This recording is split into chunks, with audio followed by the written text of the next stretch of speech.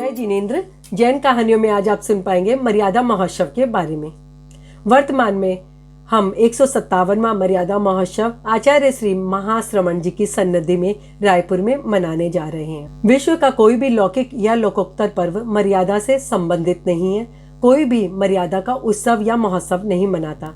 ये तेरापंथ धर्म संघ को एक अनूठी पहचान देता है। इस मर्यादा महोत्सव के कारण विश्व क्षितिज पर हमने एक नई पहचान को प्राप्त किया है। भारत वसुंधरा पर अनेक संस्कृति प्रवाहित होती है। इन सभी के अपने अपने पर्व और उत्सव हैं। सभी बड़े उत्साह से मनाते हैं। ये पर्व और संस्कृति हमें नई सोच, नई विचार और नई स्फूर्णा प्रदान करते हैं। ये हमारी रचनात्मक और सृजनात्मक शक्ति का विकास करते हैं। तेरापंथ धर्म संघ का मुख्य पर्व मर्यादा महोत्सव है। जैसे ही तेरापंथ का नाम हमारे सामने आता है, आचार्य भिक्षु के बलिदान और त्यागमय जीवन की कहानी हमारे सामने आ जाती है। आचार्य भिक्षु ने स्थानकवासी संप्रदाय के रघुनाथ जी के पास दीक्षा ग्रहण की थी। वे शुद्ध साध्य की साधना के सदा पक्षधर रहे। एक समय की बात है, विक्रम संवत 1815 में उनके मस्तिष्क में एक क्रांति कौंधने लगती है। साधु वर्ग में व्याप्त आचार और विचार को लेकर जो शिथिलता पनप रही थी, उसके विरुद्ध में उन्होंने आचार्य रघुनाथ जी को विनती की, अनुग्रह किया कि इस विषय पर चिंतन किया जाए। 2 वर्ष तक विचार विमर्श होता रहा, लेकिन कोई निष्कर्ष नहीं निकलता है। अंत में विक्रम संवत 1817 में कुछ संतों के साथ भिकन जी ने अभिनिष्क्रमण किया और इस अभिनिष्क्रमण का खूब जोर विरोध हुआ। लेकिन आचार्य भिकन जी ने तो जैसे सत्य के सामने अपने प्राणों को निछावर करने का निश्चय ही कर लिया। उनके शब्द थे, मर पुरादेस्या आत्मारा कारज सारसा। 15 वर्षों का उनका जीवन बहुत ही संघर्षमय रहा। प्रारंभ के दिनों में तो उन्हें भरपेट भोजन भी नहीं मिलता था, लेकिन धीरे धीरे स्थितियां सामान्य होने लगी। अंतिम के दिनों में श्रावक श्राविका भी आने लगे। तेरापंथ को एक पहचान मिली। साधु साध्वियां भी दीक्षित होने लगे। विक्रम संवत 1832 में मार्ग श्रेष्ठ कृष्णा सप्तमी को आचार्य भिक्षु ने पहली मर्यादा लिखी और विक्रम संवत 1859 मार्ग शुक्ला सप्तमी को अंतिम मर्यादा लिखी।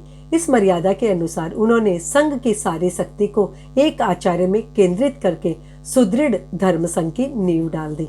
उन्होंने अपने अपने शिष्य शिष्याएं बनाने की परंपरा का पूर्णतः विच्छेद कर दिया। उन्होंने भावी आचार्य की नियुक्ति का भार भी वर्तमान आचार्य के कंधों पर डाला। कोई भी साधु साध्वी विहार और चातुर्मास आचार्य की आज्ञा से ही करे। इस तरह मूलभूत मर्यादा बनाकर उन्होंने तेरापंथ धर्म संघ को प्राणवान बनाया। 157 वर्ष पूर्व बनी ये मर्यादा आज भी उसी तरह तेरापंथ धर्म संघ में मान्य है। ये तेरापंथ धर्म संघ की प्राण बिंदु है। इन मर्यादाओं का तेरापंथ धर्म संघ में वैसे ही महत्व है जैसे तेरापंथ धर्म संघ स्वयं का। प्रारंभ में ये मर्यादाएं सिर्फ पढ़ी जाती थी, इनका वाचन होता था।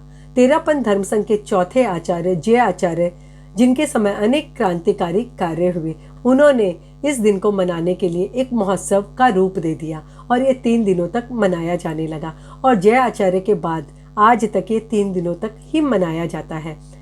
तेरापंथ धर्म संघ का प्राण बिंदु है ये मर्यादा पत्र, जो आचार्य भिकन जी ने लिखा था और आज भी उसी पत्र का वाचन होता है। दूर दूर से श्रावक श्राविका, साधु साध्वी सभी आचार्य की सन्निधि में पहुंचते हैं, धर्म लाभ करते हैं और आचार्य श्री के सानिध्य में रह के इस कार्यक्रम का आनंद उठाते हैं, इस उत्सव को मनाते हैं।